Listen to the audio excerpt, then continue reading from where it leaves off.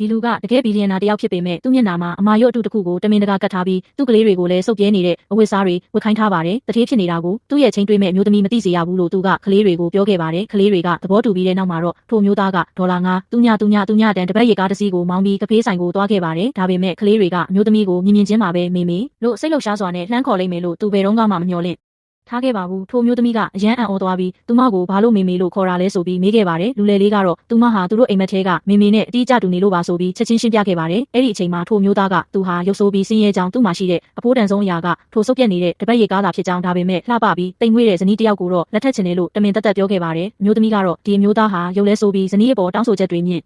မားနေတယ်လို့တွေးမိသွားပါတယ်ဒီအချိန်မှာပဲလူလယ်လေးကသူ့ဖေကရုံမချောပေမဲ့စိတ်တဘောကောင်းကြောင်းအကယ်၍မျိုးသမီးကသာသူ့ဖေကိုလက်ထက်ရင်သူ့ဖေကသူမကိုအယမ်းချင်မှာတေချာကြောင်းပြောလိုက်ပါတယ်ဒါကိုကြားပြီးနောက်မှာတော့ထိုမျိုးသားကသူ့သားကိုသူ့ဘေးနားကိုချက်ချင်းဆွဲခေါ်လိုက်ပါတယ်သူတို့ရဲ့အစီအစဉ်ကချင်းတွေးတဲ့မျိုးသမီးလန့်ပြီးထွက်ပြေးသွားအောင်တမင်လုပ်တာဖြစ်ပေမဲ့အခုတော့သူ့သားကထိုမျိုးသမီးကိုလက်ထက်စေချင်နေပါတယ်မျိုးသမီးကတကယ်ပဲလက်ထက်ဖို့သဘောတူသွားမှာကိုစိုးရိမ်တာကြောင့်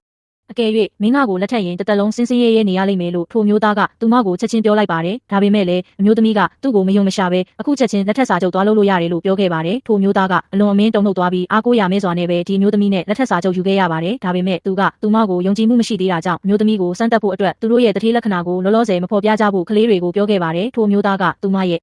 အိမ်ကိုပြောင်းရွှေ့ခြင်းနဲ့လို့တမင်တကာပြောတဲ့အခါမှာတော့အမျိုးသမီးကအတူတူနေလို့ရပေမဲ့အမျိုးသားကအိမ်ငါးကပေးရမယ်လို့ပြောပါတယ်ထိုမျိုးသားကသူ့မှာပတ်စံမရှိဘူးလို့လူလဲကြပြီးပြောလိုက်ပါတယ်အမျိုးသမီးကစိတ်ဆိုးတော့မဲ့အချိန်မှာပဲကလေးနှစ်ယောက်ကဒီညလမ်းပေါ်မှာအိပ်ရတော့မယ်ဆိုပြီးဟန်ဆောင်ကိုကြပါတော့တယ်ဒါကြောင့်စိတ်နှလုံးနုနယ်တဲ့အမျိုးသမီးကသူတို့ကိုအိမ်ခေါ်သွားခဲ့ပါတယ်အိမ်ပြန်ရောက်တဲ့အခါမှာတော့ကလေးနှစ်ယောက်ကိုပြုစုပြောထောင်ဖို့ပတ်စံအများကြီးလိုသလိုចောင်းကားတွေလည်း